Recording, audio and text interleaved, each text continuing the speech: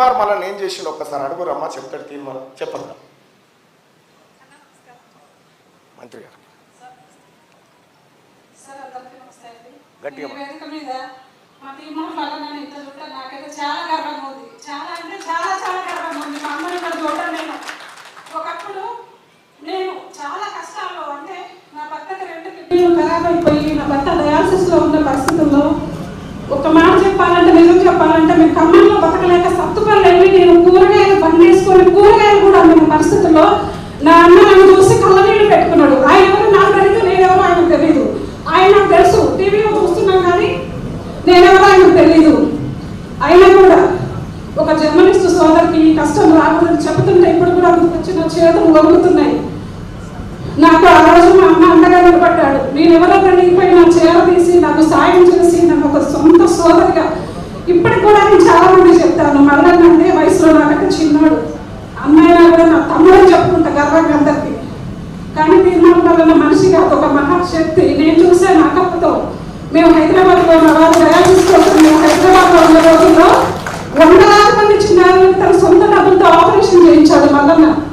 తనకున్న క్యూస్లో వచ్చే డబ్బుతో ఆదాయంతో ఎంతో మంది పిల్లలకి తన కూతురు నేను చూసినప్పుడు, మొదటిసారి చూసినప్పుడు కళ్ళనీళ్ళు పెట్టుకున్నాను. ఆ పాపకి 4 సంవత్సరాలు వచ్చినా ఇంతే ఉంటుంది 4 సంవత్సరాలు వచ్చినా కూడా కథం లేదు, మెదం లేదు, ఎప్పుడు చేతులతో పట్టుకుని నడవాలి ఆ పాపని. అంత కష్టం ఉన్న పాపని తన ఇంట్లో పెట్టుకొని మిగతా చిన్నారుల కోసం, సమాజంలో తన కూతురులాగా బాధపడే చిన్నారుల కోసం లక్షలాది రూపాయలు ఖర్చు పెట్టి ఆపరేషన్ చేయించిన గొప్ప మహానుభావుడు తీర్మానం. అంతేకాదు ఎంతో మంది ఆడపిల్లలు చదువుకోలేని పరిస్థితుల్లో నాకు ఫోన్ చేశారు ఎంతో మంది. హైదరాబాద్లో బీటెక్ చదివే పిల్ల, మల్లారెడ్డి కాలేజీలో బీటెక్ చదివే పాప 3వ సంవత్సరం జరుగుతుంది.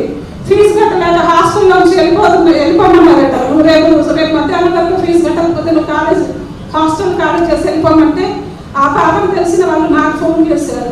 చేస్తే నేను మళ్ళీ ఒకే ఒక మెసేజ్ పెట్టా, ఫోన్ కూడా చేయలేదు నేను.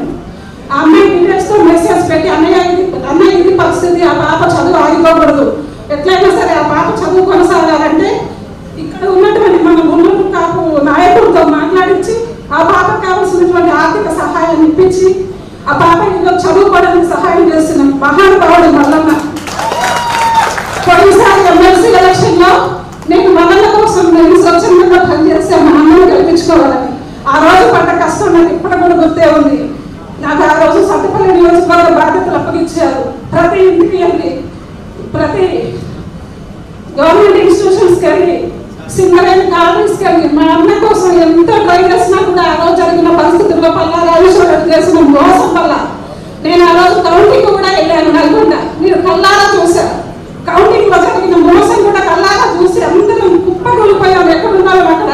ఆ రోజు నా అన్న మామూలుగా ఓడిపోవచ్చు కానీ నైతికంగా ఆ ఎలక్షన్ లో గెలిచాడు మా మల్లన్న. ఈ ఎలక్షన్ లో కాంగ్రెస్ పార్టీ సపోర్ట్ తో మా మల్లన్న 100కి 100% తప్పనిసరిగా విజయంగా భావించి నిరుద్యోగుల పక్షాన, విద్యార్థుల పక్షాన, సామాన్యుల పక్షాన కొట్లాడి అందరికీ న్యాయం జరిపించాలని మనస్ఫూర్తిగా కోరుకుంటున్నా. సెలవు. వాస్తవానికి అక్కేవారు నాకు తెలియదు. ఇట్లే ఖమ్మంలో మీటింగ్లో ఉండగా అట్లా కూర్చొని ఏడుస్తుంటే దగ్గర తీసుకుంటే ఈ వ్యవహారం అంతా తెలిసింది. ఇది తీర్మానం వలన చేసిన కార్యక్రమం చూడాలరా. ఇప్పుడు ఒక్కసారి ఆలోచించండి, మీ బిడ్డ తీర్మానం వలన ఏ కష్టం వచ్చినా, ఎవరు కన్నీళ్లు పెట్టినా ఊరుకోడు, వెంటనే వెళ్తాడు, వాళ్ళ కోసం నిలబడతాడు, కలబడతాడు, కొట్లాడతాడు, ఆఖరికి వాళ్ళని విజయ తీరాలకు చేర్చే వస్తాడు తప్ప ఖరాబ్ చేయడు. ఇప్పుడు కూడా చెప్తా ఉన్నా, అన్న మంత్రి గారు సాక్షిగా చెప్తా ఉన్నా, నాకు జన్మనిచ్చిన తల్లిదండ్రుల సాక్షిగా మీ ఓటును వృధా చేయని చెప్పి మీ అందరికీ ప్రమాణం చేస్తూ